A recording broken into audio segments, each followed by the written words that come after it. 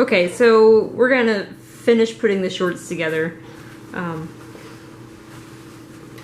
I did cheat on my seams just because I went down to a 1/2 inch seam allowance from the 5/8 seam allowance to make them fit better, and fumbling with the flat filled seams and even the faux flat filled seams. I did that one. I did those on my last ones, and then it worked out okay. But I had difficulties getting all this to match the back where it is 5/8 of an inch. But anyways, if you're keeping your regular seam allowance, you're gonna pin the front and back together with the crotch, 5/8 of an inch seam allowance, and then you can finish the edge however you want, whether it's a flat filled seam, a faux flat filled seam. I cheated and I serged. And then I did the same thing on the sides. The sides are the same thing. And then I top stitched 1/8 of an inch from the edge and then 1/4 inch from that.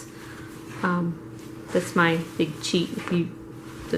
If you're like me and you wait till the last minute to make something, like you're going somewhere and you really need some shorts and you don't have time to deal with all the fancy stuff, you can totally cheat it here and there. So next up is the waistband. Okay, so we're on to the waistband pieces. Both waistband pieces, you're going to match up right sides together. And you're going to match up the notches. Match those up on both, and you're going to stitch the back end, the 5/8 of an inch seam allowance. The notches, where you have the 2 notches, that's the front, so you want to stitch at the other end. And then you're going to press it open. So press that seam open on both sides. And then we're going to press it, and we're going to press down 5/8 of an inch on top and on bottom on both of them. So this is going to be a much quicker way to attach the waistband. I think it's a lot easier. So I'll do that and I'll be back. Okay, so we've pinned or clipped the outer waistband. You want to match up your back seam and your notches with the side seams. And then you have notches up here to match up where it ends. So you do the same thing with the liner. And since they're already ironed, once we get all that stitch, we're just going to fold it up. And it's all right in the same place, so we can just iron it, or stitch it, and we're good to go. So you can go ahead and cut off your excess zipper and remove a couple teeth. And then we're going to start where the button hole is going to go. So you're going to stitch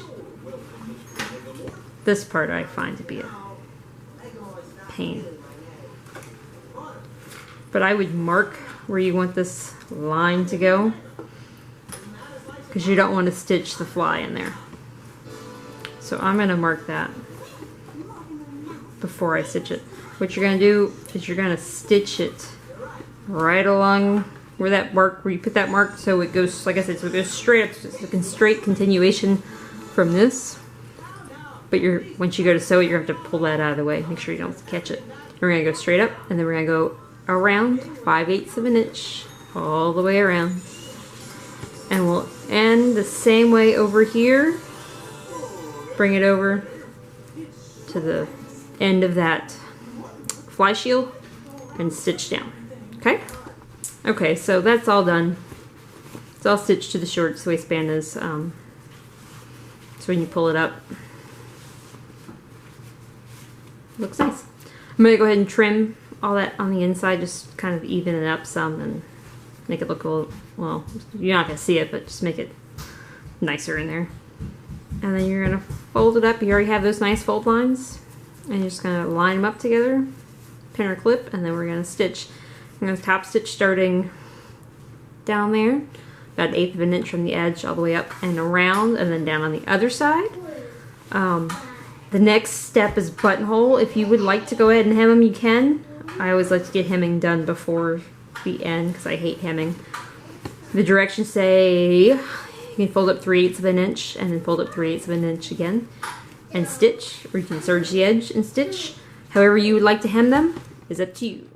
Alright, so if you're doing belt loops, you're going to take that long strip that you had and you're going to cut it into 3.5 inch pieces. You're going to fold the top and the bottom edge of each under 3/8 of an inch, press them, and then you're just going to attach them to your shorts with the bar tack at the top and the bottom. I usually set mine to like a 3.0 stitch width and like a 0.3 stitch length. And you're just going to do that, and then you are done.